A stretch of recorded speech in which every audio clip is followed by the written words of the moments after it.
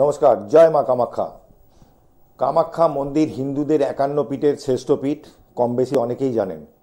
আমি বলবো জীবনে একবার অন্তত তার দর্শন করার দরকার আছে, নিজেদের জন্য হোক আর সন্তানদের জন্য হোক। একবার নিয়ে যাবেন, দেখা করে দেখবেন মাকে সামনে থেকে গর্ভগৃহে গিয়ে। তা এবারে আমি যে মন্ত্রটা আপনাদের বলছি এটা একটু মাথায় রাখবেন। যদি ভুলে যান ইউটিউবে গিয়ে সার্চ করবেন জ্যোতিষাচার্য তাপস শাস্ত্রী, আপনি ওখানে পেয়ে যাবেন।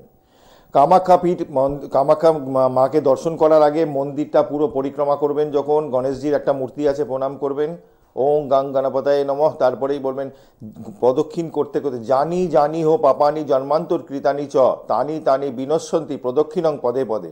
এই মন্ত্রটা করতে করতে পুরো মন্দিরটাকে চক্কর কাটবেন, যতটা পারবেন করবেন।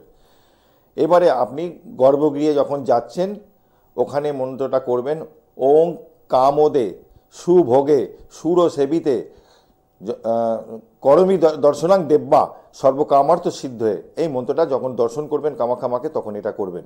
আর মহা কামাখ্যার মন্ত্র এমনিতেও আপনারা করতে পারেন, ওং ক্লিং ক্লিং কামাখ্যা, ওং ক্লিং ক্লিং কামাখ্যা, এই মন্ত্র জপ করতে পারেন।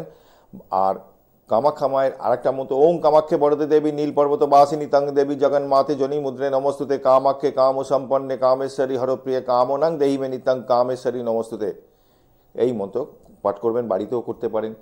তন্ত্রের যে সৃষ্টি, ভগবান শিবের সৃষ্টি, উৎপত্তি কিন্তু মা কামাখ্যার ওখান থেকে, কামরূপ জেলার কামাখ্যা পীঠ থেকে কিন্তু তন্ত্রের সৃষ্টি। এখানে কিন্তু অনেক রকম কাজ হয়, সব রকম ভালো মন্দ সব রকম কাজ হয়। একবার যাবেন, 51 পীঠের শ্রেষ্ঠ পীঠ দর্শন করে আসবেন।